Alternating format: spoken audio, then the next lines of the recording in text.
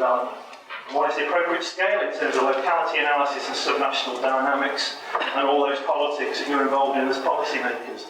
Because the argument out there is the only way that you can, quote, hold down the global is through a city regional model. Is it the only game, or do you want to do something else, etc.?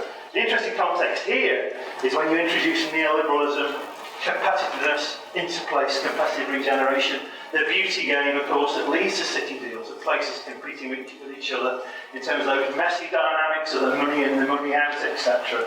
And what those corrosive elements can do, whereby if you accept the city deal model, you end up signing up to the complexities of a comprehensive spending review. I've written papers on this, looking at the money in and the money out dynamics of what you sign up to if you participate in this. But also, as Kevin mentioned, some of the politics around the agglomeration economy, right, who actually benefits from this model. And I always love this quote. This is a quote from 9 years ago from Biz when he was a government department that tells you everything you need to know about the huge assumptions around agglomeration, that if you form strategic partnerships at a particular scale, trickle down will happen because everybody will benefit. The logic is around proximity, which favours an urban model, an urban proximity of co-location with infrastructural, functional economic geographies will create and correct not only market failures but government failures. So there's a hell of a lot based on the dynamics of a city regional model addressing your question, Victoria, of 40 years of policy failure. Not just market failure that happens in our everyday worlds, but also government failure and governance failure, etc. So there's a lot of weight placed on this in a number of ways. And I give credit to Kevin here, because Kevin, I think you came up with a fantastic concept called metrophilia. So your critique in your published work was you warned people out there that, of course, all this isn't bad. This agglomeration urban model is partly persuasive, it's not fundamentally flawed, but you're right, it comes with sweeping generalisations and caveats. The caveat here about how this particular model of economic development can translate to medium-sized non-metropolitan concepts. And that's just not a rural issue. It's around medium-sized cities and small towns. But also I think the challenge here in this part of the world, and the challenge where I live in Stoke-on-Trent, is how does this model of economic development cope with polycentric relations? Polycentricity, i.e. a dispersed model of urban spatial structure where there are several dominant towns and cities interspersed with a rural hinterland. Interspersed, as you know, with complex travel-to-work geographies.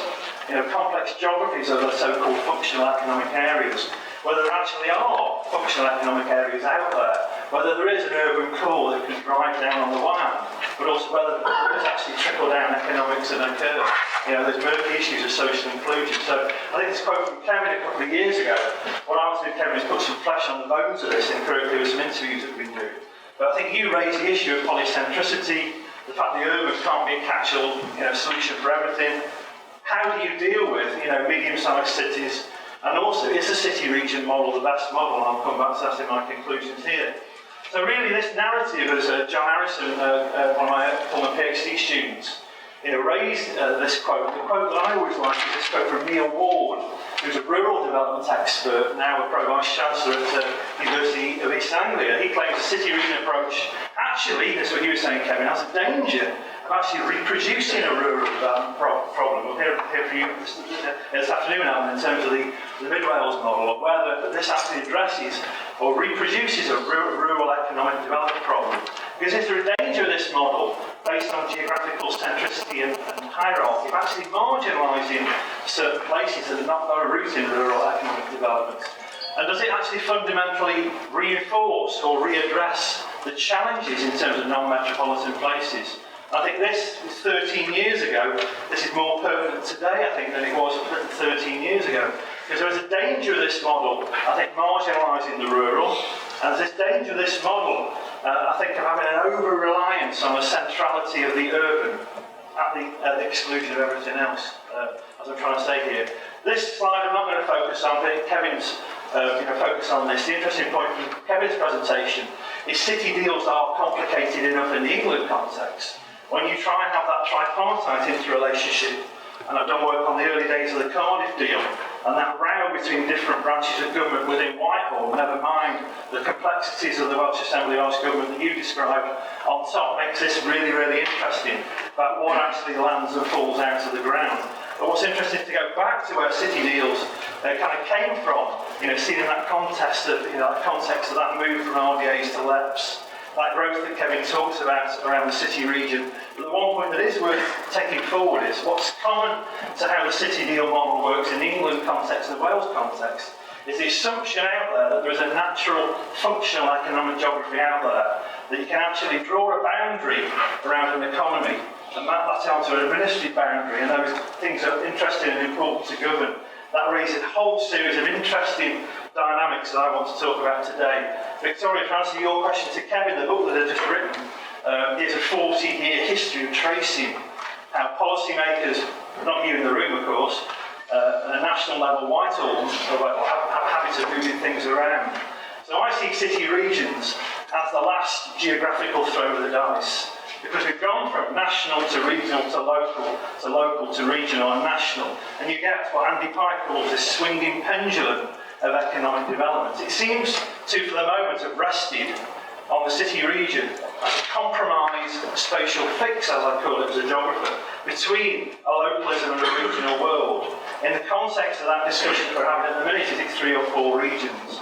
Where do you draw those boundaries? So I think it's a really interesting historical conjuncture in the context of the throwdown that Kevin's put around what happens in terms of the governance of economic development, after Brexit, and in the English context, those horrible things called local industrial strategies, etc.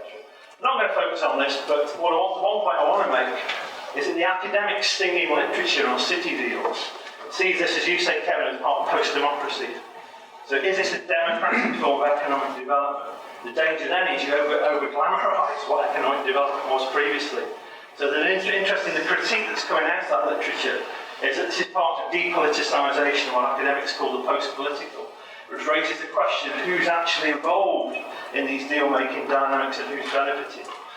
Kevin's covered this, so I don't want to go into great detail in terms of the dynamic, but I do want to focus on the quote that came from the original report from 2012 that I know you were central to, Kevin, in terms of the Elizabeth Hayward Commission.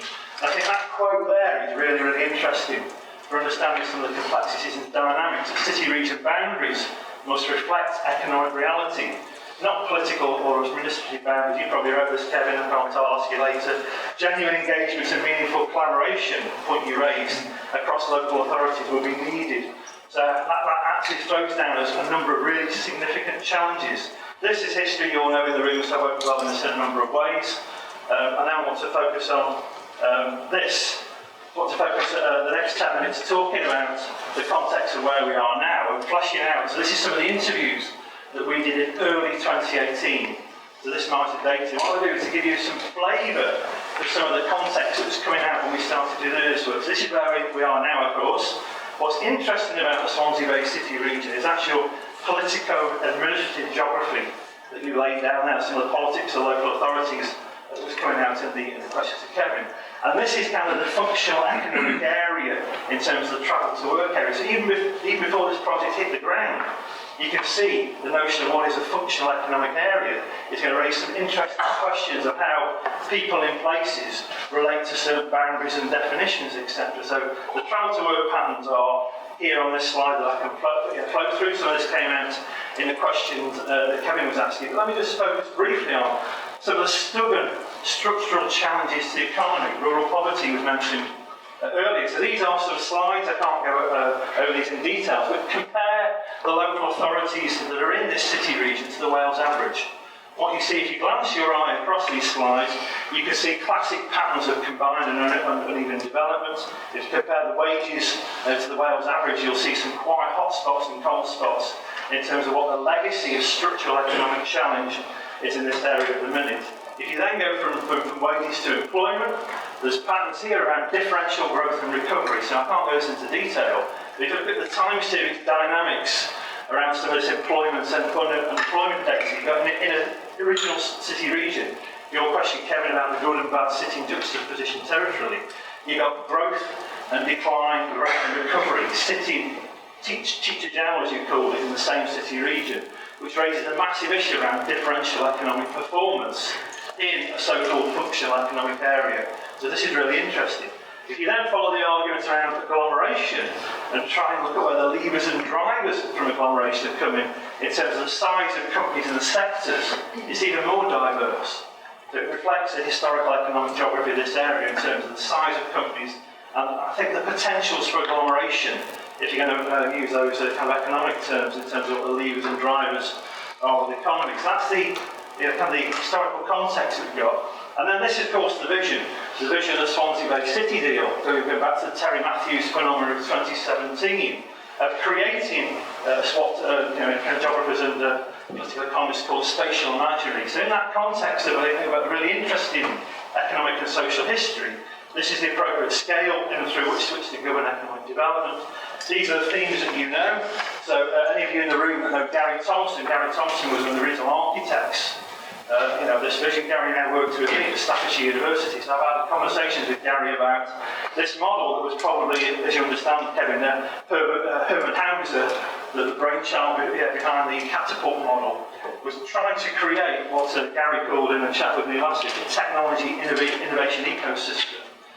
A really challenging phenomenon, I think, of what you could do in the Swansea Bay City region and putting the gauntlet down around trying to grow and address structural economic decline by having, I think, a highly ambitious vision around the internet of economic acceleration, life sciences and well-being, while publicising the internet of energy and smart manufacturing. This has changed as the early city region deal, but the thinking around here, following that logic of agglomeration, is the notion of digital catapult. Is how can you have and at what spatial scale a technology innovation ecosystem here? And I think it was ambitious at its time. I think certainly being a follower of the Northern Powerhouse, there's a lot more than transport here. I think there's a lot of things that you focused on in your exchange, Kevin, around interesting projects of what are the levers and drivers around advanced manufacturing and what's in and out.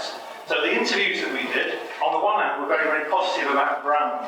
So if you look at some of the quotes from the original documentation in 17 around this being a base, a brand, a kind marker in and through which to be able to think about in new ways, GBA, was actually the interviews that we did actually accepted that this was one positive thing about this. It put a place on the map that probably wasn't on the map the way it was previously. Certainly the dominance of South East Wales and some of those capital dynamics around Cardiff and Newport, this did put Swansea Bay on the map in a series of interesting ways. Again, I can be generalised up about 15 interviews, but if you read through this quote, describing Cardiff and Pembrokeshire to the great areas, Swansea's of brands, that brand-making capacity around city, region, city deals, I think is a really positive phenomenon in terms of making things on the world global stage. This, though, raises a number of challenges. What I want to do in the final 5 to 8 minutes, I think, is to focus on some of these in terms of the empirical findings that we've got that reinforces some of the points that Kevin's been making. So I want to focus firstly on, I think it's worth discussing different aspirations about what this is about, what this could actually be about and what we want it to become. I think there are different political expectations that Kevin focused on. There are some thorny issues about what you can actually achieve from this model and being realistic about it in terms of agglomeration, economics, and trickle down and trickle out, the complicated issues of social inclusion, exclusion, and austerity. But I think there is that point, I think, that Kevin made in his academic work about metrophilia, about the dominance of an urban model and those complex politics of an urban-rural split that I think are worth discussing this afternoon in terms of making a Mid-Wales deal work, but also a North Wales growth deal. Because the North Wales growth deal, my understanding, has not yet been signed off in that context. There's some tensions around it. But also, I'm not going to talk about the impact of Brexit. Kevin covered this.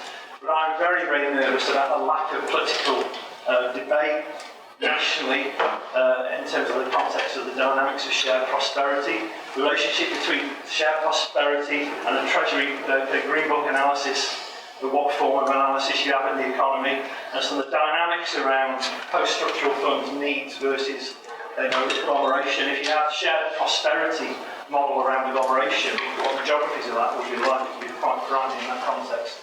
So Kevin focused on this, but this is some of the quotes behind it from our interviews. Academics call this meta-governance, the challenge of governing when you have tangled governance horizons. What's interesting about city deals in Wales, as Kevin's highlighted, there are multiple paymasters and multiple people pulling the puppet strings here.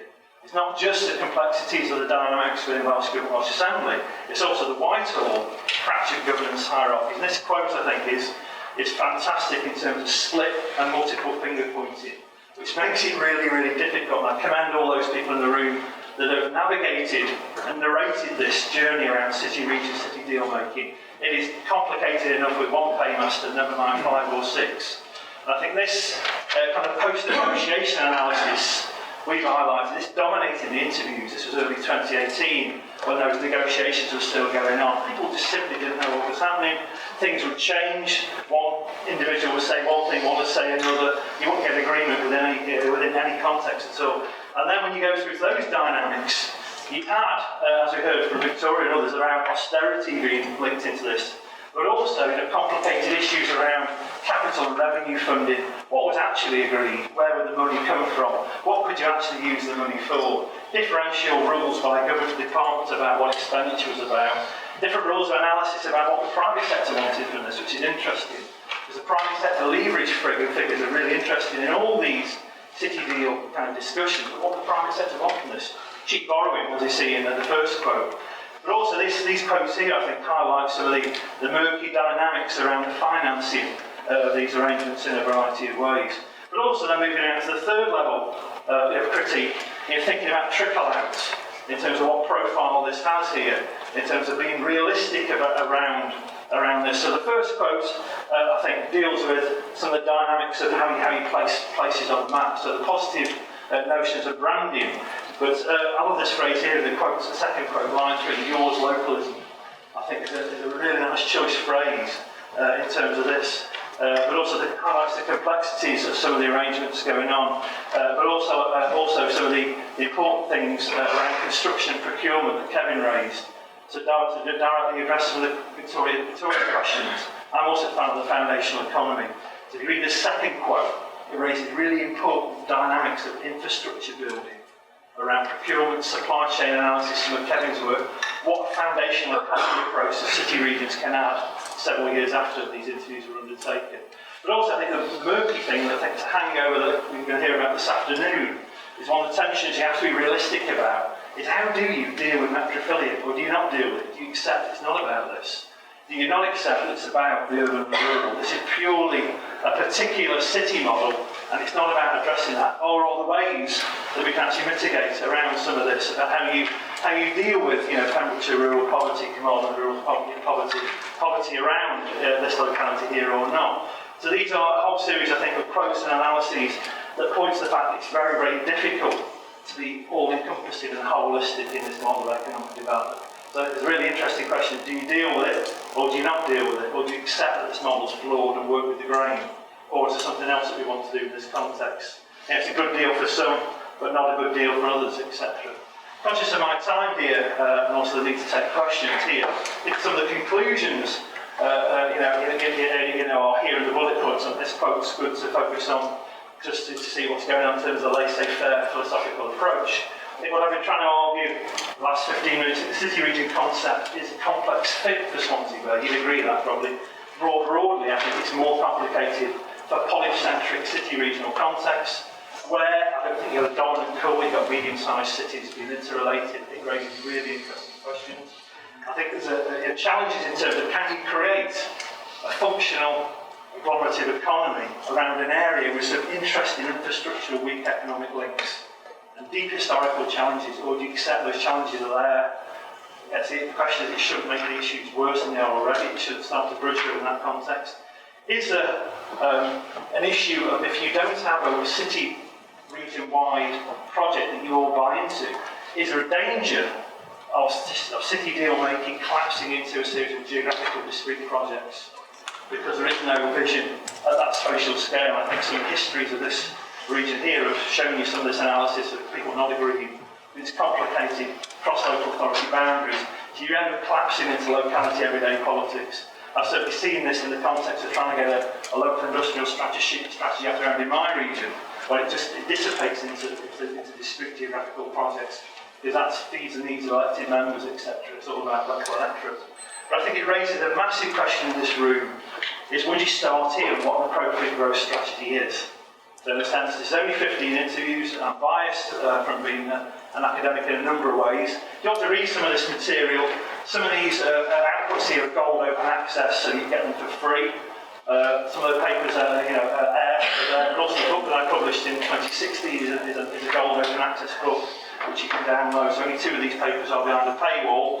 If you want to look at those and see where some of these ideas are coming from, I've got a paper coming out in Regional Studies, which is a critique of the North Wales growth deal, which I can send you. It's coming out in about 3 weeks' time.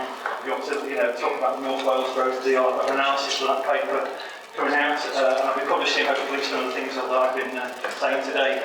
Closing comment to the context of David's WISERD, I'm now working with Kevin on the next 3rd phase of WISERD, taking seriously some of the foundational economy literature, so some of the critical that I'm introducing today, I hope to address with Kevin and colleagues in thinking critically about trying to make the key regions work. I think, Kevin, in terms of those infrastructure issues, so I accept, there's an onus on me and a duty on me as an academic in fixing some of this stuff, working with you in the room.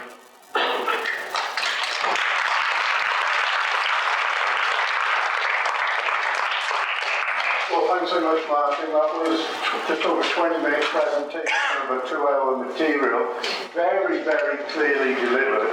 We've got about 5 minutes for questions, and anyone who can ask a question as quickly as Martin delivered that. I used to TikTok quick. So we've got some time for questions. Victoria. I'm a bit sure that Oh, sorry. I know we get mistaken for everything. I'm chair of the Board of Trustees of the Bedlam Foundation. I wanted to ask about the transfer of good practice in relation to engagement with citizens and with civil society, and whether you can tell us about any examples that you've discovered in Wales, but in England as well, or where that might be. Yeah, so I've been going back over a 20-year history and looking at this, some of the most effective ones where there are sub-board working structures that directly feed to representative forms of governance. So I'll take you back to some of the early work that I did in the making of the Training and Enterprise Council in the late 1990s, where some of the most effective forms of civil society engagement was when individual board members connected to and myriad of sub-group structures with effective feeding. Those issues were fed in, and there was a kind of a two-way transition model. You get problems where you get a disconnection between the official board members on governance structures and lack of working group structures, but also where those working group structures map onto particular territorial areas that are recognised by that organisation. So one of the key things I found in terms of working with civil society groups is when you can still talk about the same geographical area. Issues of boundary co-terminosity, because otherwise it needs to be out of a certain area. The geography is really critical. So those representational structures where you have got deep kind of inroads and in-roots into grassroots organisations, but also they're articulated through people who are able to take that message. So I think there are examples out there. Probably one of the best examples, I think, is some of the civil society, the Northwest dynamics around Devo Mag. Devo Mag, the Manchester model, gets a really bad name. But some of the ways that the voluntary sector are able to articulate, because they mobilise cleverly from a grassroots level to the same spatial scale talking to the geographer, the city region folk are on. So in the sense they're on the same geographical level, can't be ignored. Often, civil society groups can get outflanked in terms of geography, because that's too localised. Need to be a localised concern. So some really interesting strategies and tactics, I think, around civil society groups and mobilise themselves, using geography, trying to talk not academically, but how you operate on the same level. That's probably the easier answer to the question. Final question then. Laurie Dillon from the Welsh Local Government Association. Thanks for your presentation. Appreciates the focus of the conference today is around the geographical fields. But do you think, in terms of exploring that issue of the challenges for rural areas, is one of the answers for it to explore a rural field for rural communities in Wales? And would welcome your thoughts on that. That's a really, really, really interesting question. It's interesting to think about that as a rural deal. In the sense of asking the question back through you, and also Kevin's what levers and drivers and mechanisms of projects would you have in there? yes, I think there's an interesting thing, and I'm interested in hearing Ellen's talk later, in terms of what you want to articulate in a rural deal, what policy levers and drivers you want to be any different. So if you take the kind of the policy repertoire of what we're seeing today from the urban solution, what actually would work in that context, obviously completely different. Again, I don't have the policy experience to see what works in that context, it's work out in the future, but it just raises challenges of what elements you want to bring in, and some fundamentally what would work in this model. Thank you very much. Obviously, Martin will be available this afternoon for the question and answer session, so we will have time to ask more questions. We're running about 5 minutes late, so I suggest we start 5 minutes late. That means we've only got 4 hours for coffee, which is going to be difficult, but if we can try and keep on time, otherwise we're just going to be eat into lunch break. Thank you very much.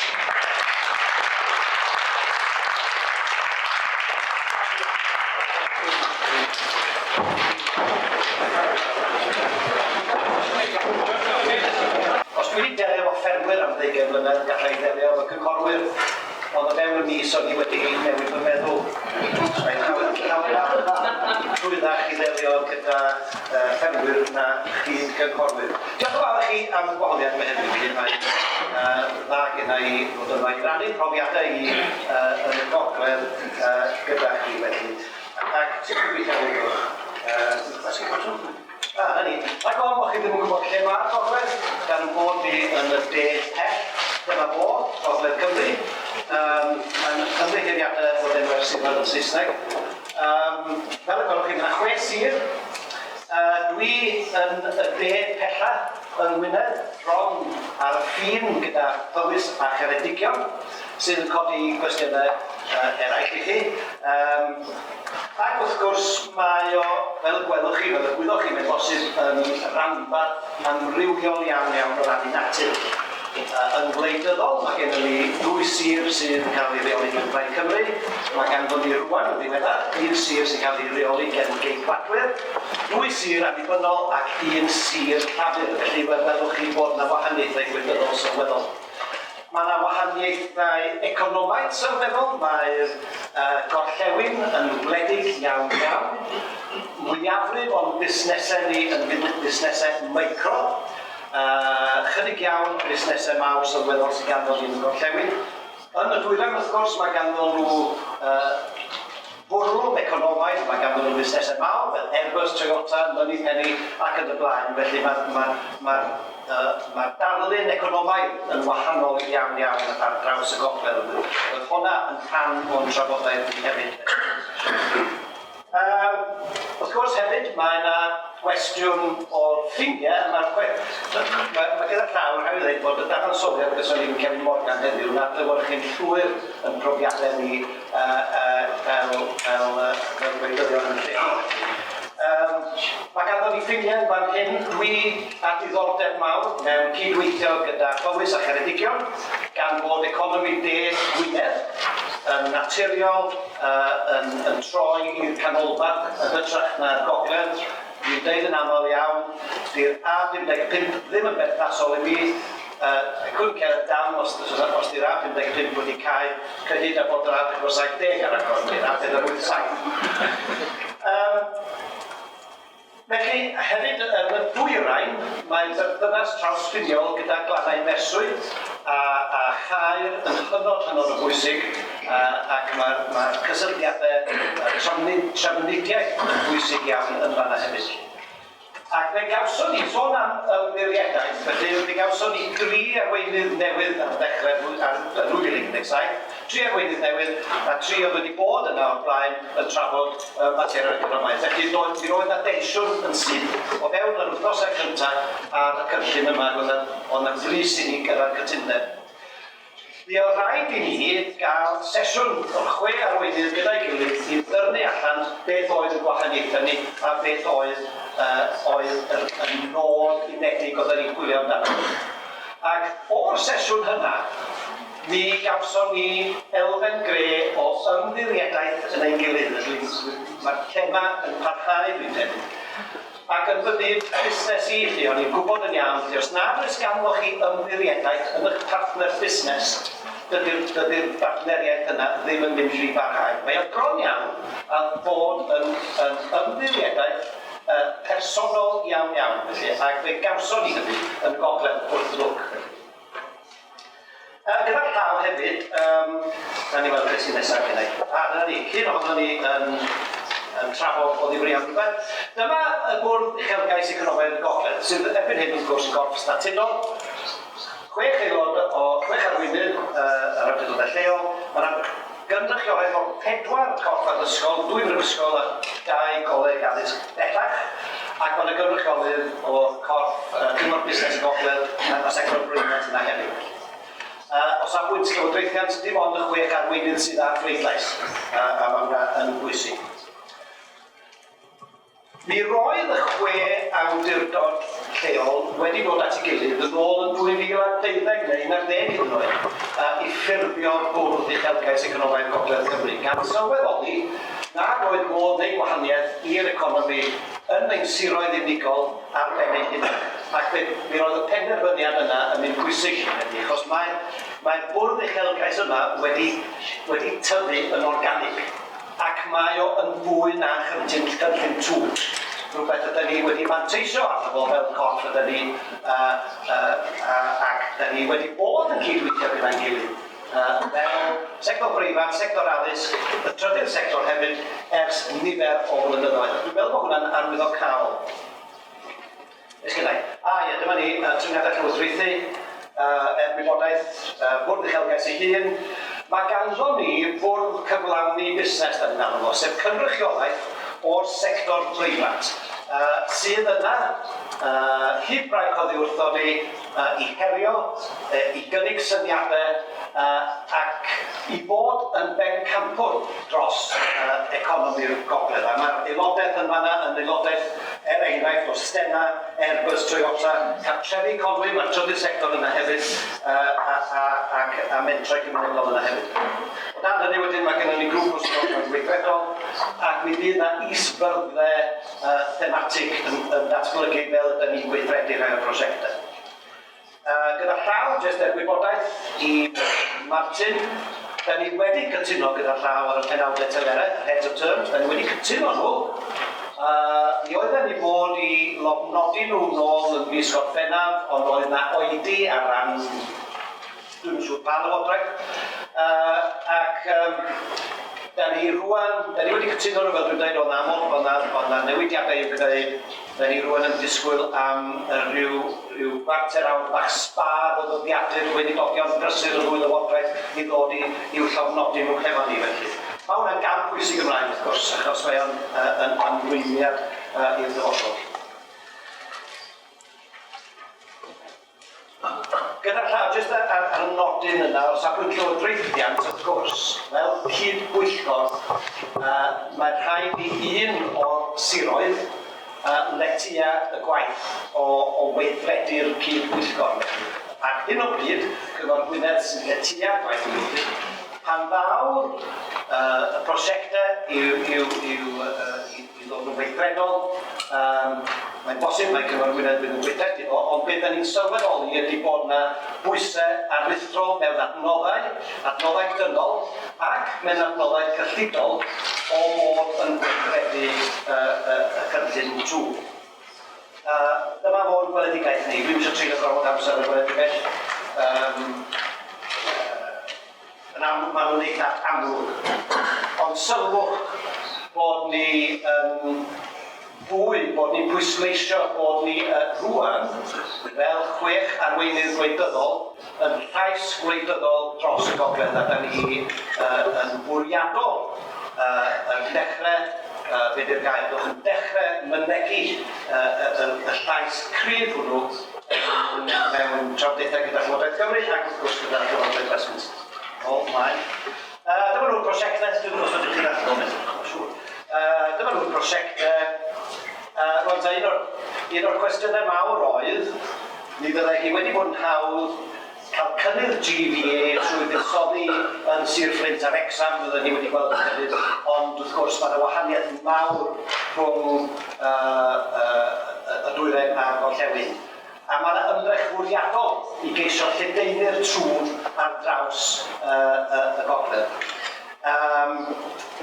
Mae yna brosiectau sydd yn rhanbarthol i natur, megis y gwaith digidol, cael cysylltau digidol cyflym iawn ar draws y gogledd i gyd. Mae rhaglen tir ac eiddo yn cyffwrdd â pob un o'r siroedd.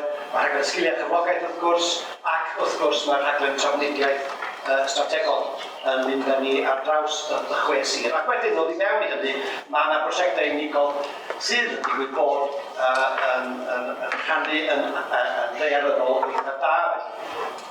Prosiectau sydd wedi cael eu datblygu ar y cyd rhwng yr awdurdodau lleol a'r sector breifat ydy'n rhaid a prosiectau ni ydyn nhw. Ac mi oedd hynna yn rhan o'r drafodaeth rhwng ni ag un neu ddau o'r llywodraethau oedd yn trio dylanwadu ag ni i newid y prosiectau yma i ffitio i hagenda'n hwyl. Oedden ni yn bendant yn gwrthod hynny. Holl hanfod datganoli mewn difri yw ein bod ni'n cael ei penderfyniadau lleol ac nid derbyn comand o rhywle arall felly. Felly, da ni'n teimlo bod y cyfan yma o'i rhoi gyda'i gilydd ac mae yna gysylltiad sylweddol rhwng yn draws yn y gogledd. Sy'n ei syniad mae'n dwi'n gwybod iddyn nhw mi gwneud ymlaen.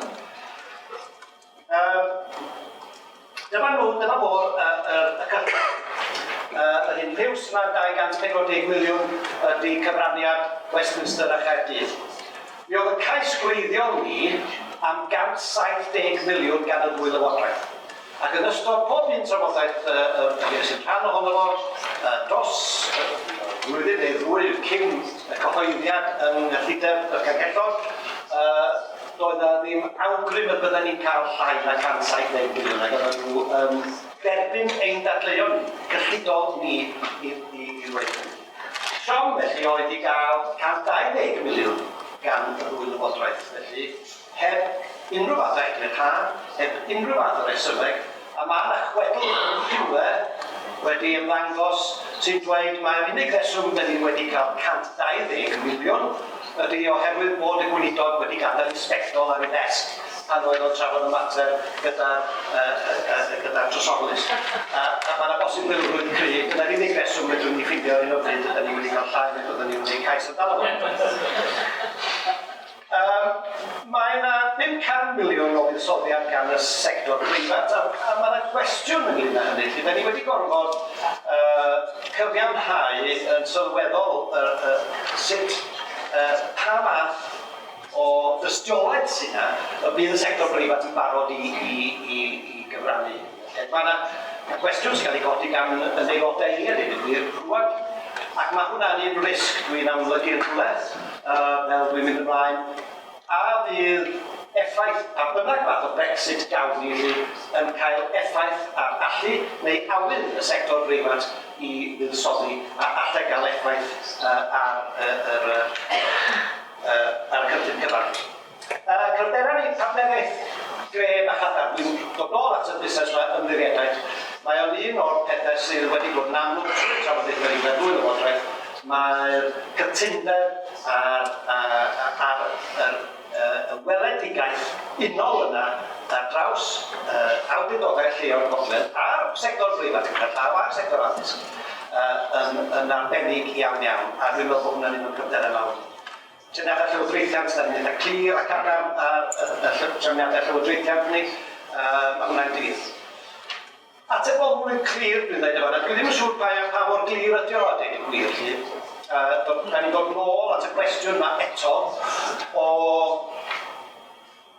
wyaf pellau'n byd ydych chi'n mynd i greu rhyw strwythur rhanbarthol, ydych chi'n colli cyswllt gyda'r dinesydd gyffredin. Ond trafod jyst gyda ydy, mae Gwynedd ei hun yn ddigon pell oddi wrth i dinesydd, ond mae creu rhywbeth rhanbarthol a rhywbeth ar y lefel uchel yma yn mynd yn hun pellach oddi wrth i dinesydd.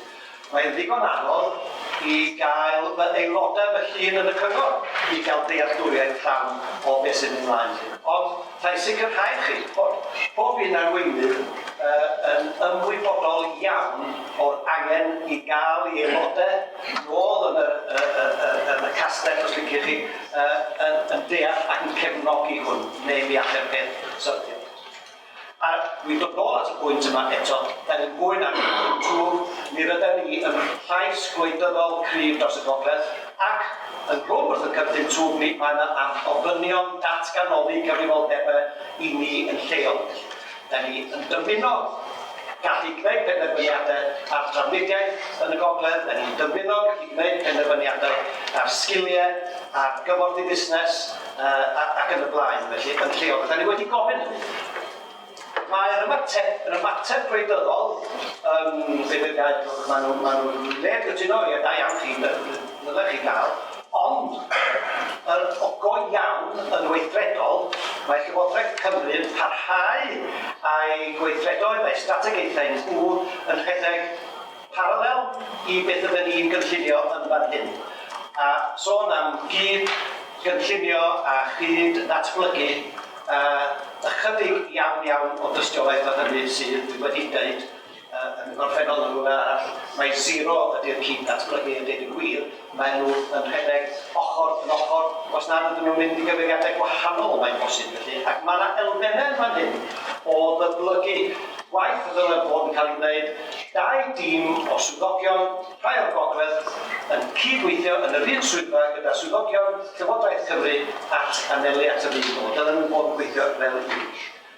Heriau, gweithio efo dwy lywodraeth. Wel, da ni wedi clywed am y broblem ono. Fe wyddoch chi am yn hanes ni yn gogledd, fydd yn ystod yn hymor byr i fel arweinydd nes i gyfarfod at 5 is-weinidog o swyddfa Cymru. Oedden nhw'n newid bob bryd 3 mis. Oedden ni'n tynnu'r un un llun, nes yn diwedd o'n i'n dweud, wel, waith ni photoshopio fo ddim wedi sticio fo mewn. Dim rhaid i chi ddod yma i dynnu llun. Ac yn agwyddochaol, mi roedden ni'n cael agweddau gwahanol. Oedden ni'n cyrraedd pwynt gyda gyn gweinidog, lle oedd popeth yn edrych yn dda. A wedyn oedd yna newid gweinidog ac oedd yna rwystrau newydd yn cael ei gosod arno ni. A wedas i yna wrth i'n gweinidog a'i ateb o oedd, but I'm a new minister. Dyna chi ateb difrifol o wael. A mae hwnna yn gwestiwn heriol i ni i weithio gyda'r wylodraeth. Bydd sôn am sector breifat, dwi wedi sôn amdano fo'n barod, lle mae yna gwestiwn yn mynd am hwnnw yn sefyllfa gwleidyddol economaidd. Diwylliant. Ac oedd rwy'n gofyn rwy'n beth ti'n meddwl wrth diwylliant, nid mynd i gan i cer dant yn y Steddfod.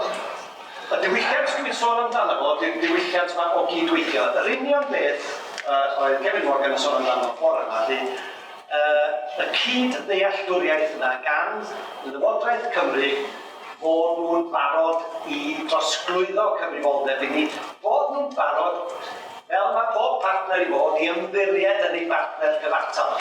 A dyna ydy'r broblem diwylliannol sydd ganddo ni yn y system ni ar hyn o bryd, y diffyg ymddiriadaeth yna rhwng y canol a'r lleol. Arweinyddiaeth. Dwi'n credu bod ni mewn sefyllfa gred ynglŷn ag arweinyddiaeth y gogledd. Ni allan newid, a ni wedi gweld newid dau arweinydd yn y gogledd acw. Wrth lwg, naci, yn ffodus. Mae'r berthynas rhwng y ddau arweinydd newydd a ni yn dda iawn ac da ni yn un. Lle mae'r arweiniad o safbwynt llywodraethau eraill, dwi ddim yn gwybod, dwi'n amdani, dwi ddim yn credu bod yna arweiniad i gael a beth i. A wedyn, y capacity, y gallu i weithredu ar anolau yn gwestiwn i ni. Yn syml iawn, o safbwynt ariannol, mi fydd arian y cynllun twg yn dod yn gyfartal bob blwyddyn dros y 15 mlynedd nesaf am ryw reswm. Sy'n gewyd egluro pam? Fel yma mai. Rwan, ta mae hynna'n creu problem, achos dydy gweithredu prosiectau, megis y maes digidol, os liciwch chi, prosiect sylweddol iawn. Dio ddim yn digwydd yn gyfartal dros y 15 mlynedd, mae'n bosib iawn y byddwn eisiau gweithredu hwnna yn ystod y 5 mlynedd cyntaf, ac eisiau gwario'r arian i gyd. Sut ydym ni'n delio gyda'r bwlch ariannol yna? Ac fel y gwyddon ni, does gan am bod y lleol ddim arian sbar i bontio, felly mae hwnna yn gwestiwn sydd rhaid i chyfan. Ac mae'r adnoddau dynol hefyd. Mae yna wasgfa, neu mi fydd yna wasgfa ar adnoddau dynol i weithredu'r math yma o gynllun. Dwi'n tynnu chi weddwch chi fach o glywed. Dyma nhw'r cyfleon. Gyda'r llaw felly, cydweithio gyda rhanbarthau eraill. Honna y bwynt sy'n licio I godi, dwi'n dweud mod i yn byw yn Meirionydd, Gwynedd, sydd yn amlwg yn troi golygon tuag at y canolbarth. Dwi eisiau cydweithio gyda chanolbarth Cymru o safbwynt datblygu'r economi. Mae'n hynod o bwysig i Wrecsam a Flint a Dinbych wrach ei bod nhw'n cydweithio'n agos y draws y ffin. Ac mae ganddo ni gysylltiadau trawsfiniol. Mae'r maes niwclear yn enghraifft arbennig o dda lle mae yna cydweithio rhwng Prifysgol Bangor a Chymru a Sheffield. Mae yna rhwystyr gwleidyddol i ni'n wneud hynny oherwydd y ffin yma. Byddwn ni'n licio bod rhan o gynllun tŵr y ganolbarth. Ond chawn ni ddim mae'n debyg. A mae'r cwestiwn gwledig godwyd y bore yma hefyd yn cwestiwn. Dwi yn aelod o'r fforwm wledig ar y cyd ag Elen yn fan hyn. Ac mae'r fforwm wledig yn cynrychioli 9 o siroedd Cymru sydd ag ardaloedd gwledig sylweddol felly. Ac fe ddylen ni fod yn gallu cydweithio ar draws y 9 sir yna o safbwynt datblygu strategaeth neu cynlluniau economaidd ar gyfer cefn wlad. Hefyd yn ychwanegol, mi rydyn ni Môn, Gwynedd, Ceredigion a Caerfyrddin yn cydweithio yn y maes ieithyddol economaidd sydd yn maes hynod o ddiddorol.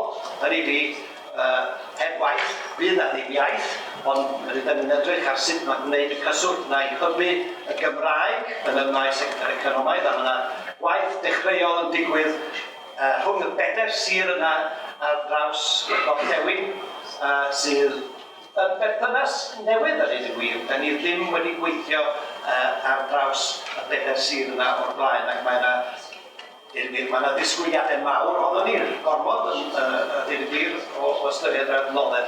Ond dwi yn credu bod rhaid i ni weithiau chwalu'r ffiniau a gweithio ar draws ffiniau. Datganoli, dwi wedi cyfeirio ato, dwi'n meddwl bod datganoli yn hanfodol i ni. Ein mantra ni yn Gwynedd ydy gadewch i lywodraeth leol benderfynu ar ba lefel sydd yn darparu gwasanaethau i'w dinesydd yn fwyaf effeithiol. Ni wedi penderfynu bod datblygu'r economi ar draws y gogledd yn gweithio i ni. Mae yna feisydd eraill lle da ni eisiau gweithio yn is-ranbarthol. Mae Gwynedd y Môn yn gweithio'n agos yn y maes addysg. Mae'r gwasanaeth iechyd Gwynedd a Môn yn gweithio yn byd effeithiol gyda'r llaw yn y maes gofal, ôl-ofal yn rhanbarth neu is-ranbarth Gwynedd a Môn. Eto, jyst ar sôn bach ar y pwynt ola, manteisio ar gyfle ydyn ni gyda'r cynllun tŵr. Mae yna gyfleoedd eraill yn mynd i godi. Da ni'n paratoi ein ceisiadau i'r gronfa ffyniant gyffredin ac i'r unrhyw strategaeth diwydiannol eraill ddaw i law. Felly, da ni yn gweithio y tu allan i'r cynllun tŵr hefyd. Dwi'n meddwl dwi'n meddwl wedi sôn gyda i gyd.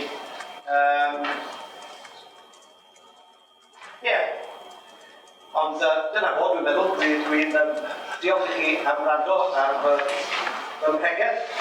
Gobeithio eich bod chi wedi cael rhyw glas bach ar y drafodaeth sy'n wedi digwydd yn gogledd. Yn falch iawn o gael gyfle. Dyna'r llaw, jyst i groes y pwynt cyntaf. Fod gennau ffobia o ffrid academaidd. Dwi wedi bod yn trio yn gysylltu gyda'r ffrid academaidd yn hyswllt hyrwyddo defnydd o'r iaith Gymraeg. Da chi'n arbennig o dda chi academwyr am ddadansoddi sefyllfa. Weithiau, mae'ch dadansoddiad chi'n rhy anodd i'w ddeall i bodau leithrol fel ni, sy'n gweithredu. A dwi'n meddwl bod angen rhywle i'r gweithredwyr a'r academwyr ddod at ei gilydd yn rhywle fel bod ni'n gallu siarad yr un iaith yn sicr weithiau a chi'n siarad iaith gwahanol i rai ohono bobl gyffredin wedyn ni. Diolch yn fawr chi.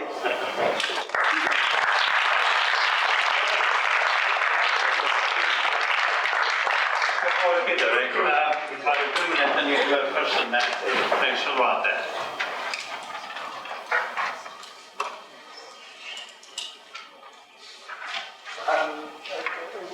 Jeremy ddim yn siarad Cymraeg, rydyn siarad yn tipyn bach. Pwy i chi oedd chi'n dod yn Cymraeg? I'm Robert Chapman, and I'm a chartered surveyor, regeneration practitioner, etc. So am I.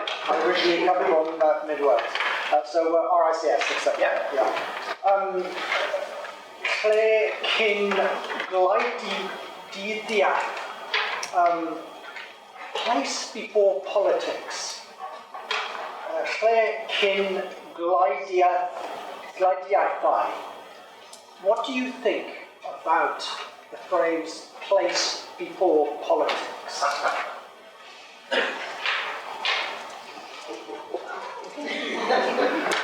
I think that's a question for a philosopher rather than a chartered surveyor. I think politics comes before place.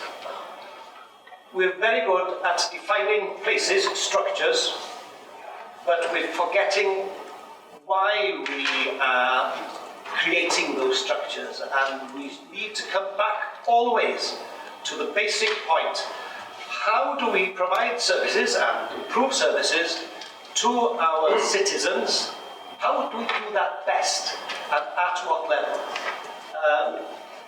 I was just saying earlier, we had a little team building session as 6 leaders the other day. We were trying to work out what we were doing. And somebody came across this definition of 4 different collaborations. Sorry, I digress, but there we are. There is an imperative collaboration where you know you have to do things together to get things achieved. There are opportunities which you take. There are those which you choose because you think it's right. And then finally, there are collaborations which are imposed. And the least efficient of those is the imposed one.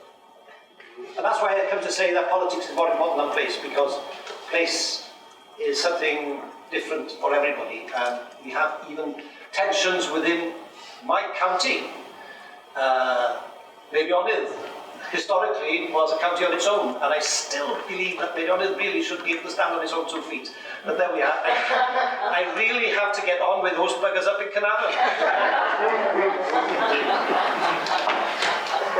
Sadly, Karen Lewis, Wales Cooperative Centre. If I can just take you back to the beginning of your presentation, where you talked about the board.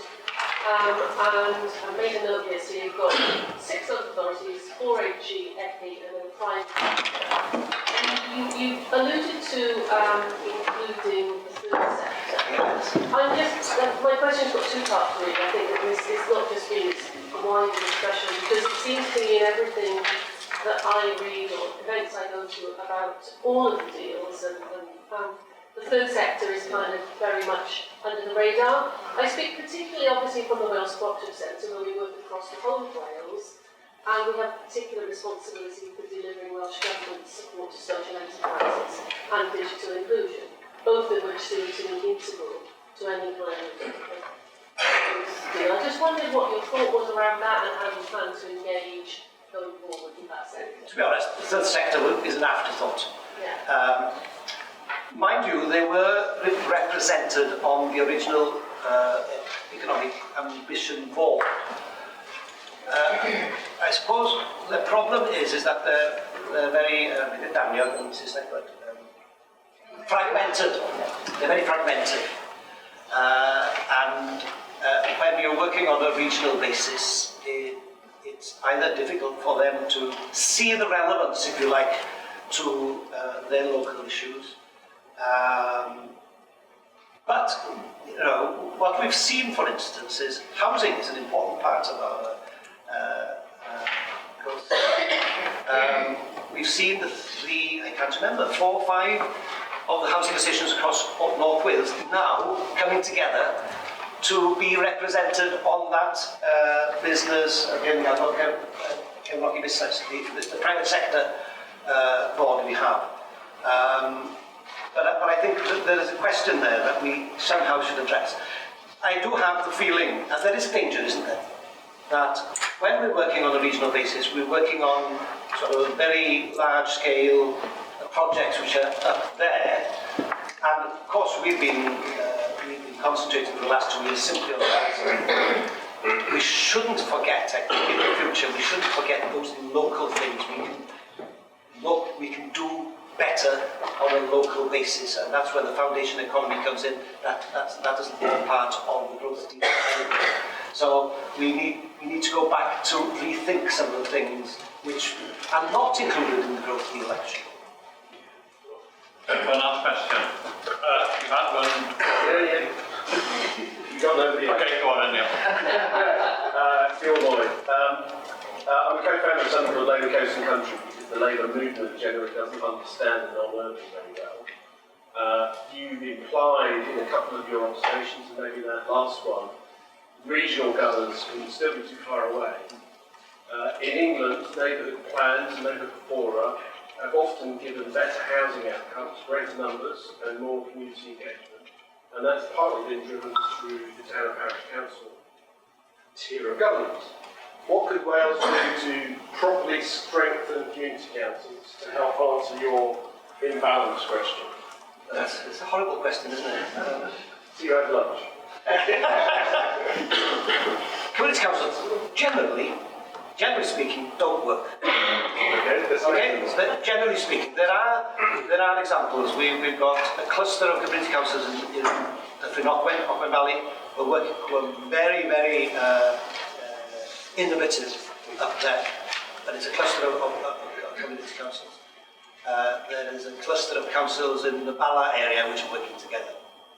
2 examples amongst, I don't know how many, we've got 150, I suppose, in Gwynedd, who have no desire at all to discuss anything except for the same agenda as they had last week or last month, footpaths, dog litter, whatever.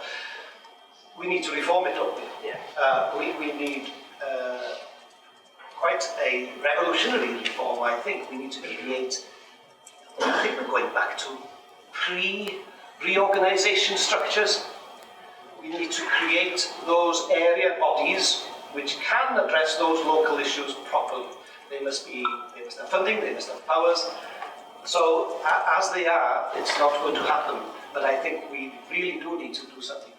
As a council, and we really haven't addressed it properly, when we looked at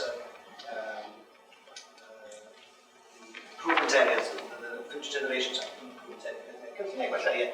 improvement areas in the Future Generations Act, we divided the county up into smaller bits where we could have that different conversation.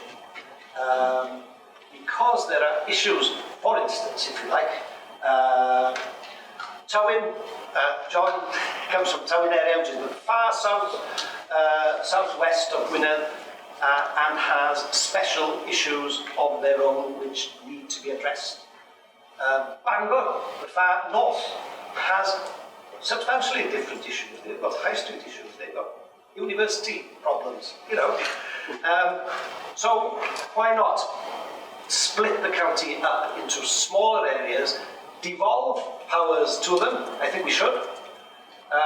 Let them do the very stuff which is of interest to local communities, how that community looks, housing. How much say do we really have in the planning system? Such a complicated, difficult, system of planning where really local people don't have a single voice in planning policies, how they're implemented. So I think those are big ideas. If I was in power, I'd do them, but there we go. Well, thank you for your pitch. We're probably out of this. You could sort of show your facts.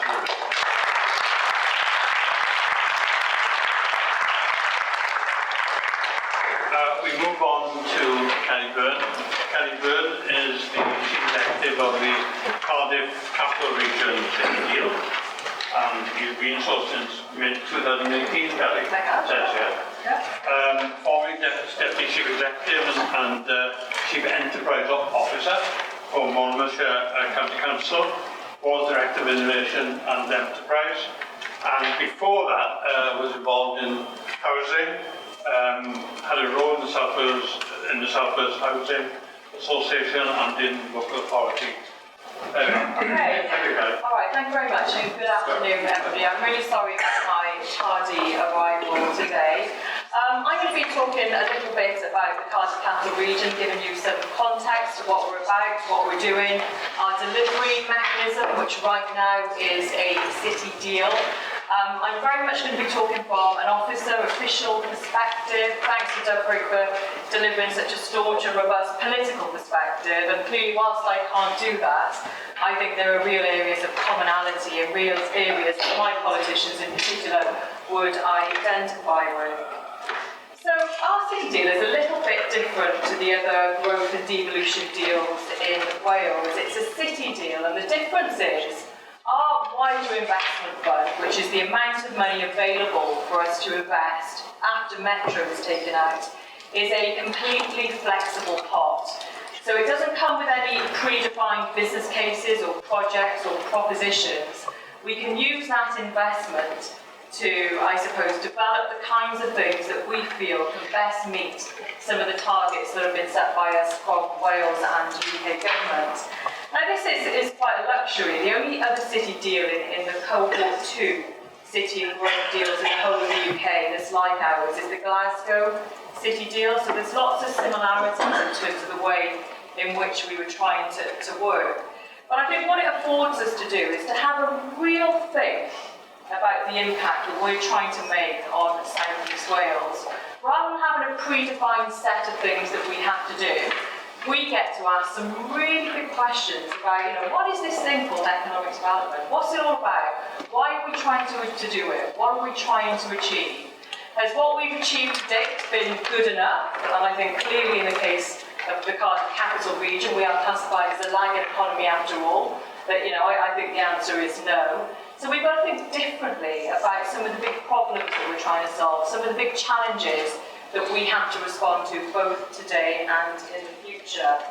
So I think for us, in particular the politicians, they're really, really interested in, beyond the economy, how does this really impact people? How does this enable us to invest in confident and capable communities? This thing about real quality of life and really the reason why they're in a job, which is to ensure that they can make a difference. And I think one of the things I want to explore in this set of slides is this concept that Doug's mentioned around inclusive growth. In the Cardiff Capital Region, this point about resilience, being able to withstand some of the big shocks that are coming, in fact some of the shocks that we're seeing right now, is absolutely critical if we're going to be fit for the future. And I think sometimes we've got ourselves into a space where we're in quite a binary debate between growth and, big GBA targets and inclusive growth. And I think our position on it is, shouldn't all growth be inclusive, or at least aim to be inclusive? Surely that's a basic that we would wish to see.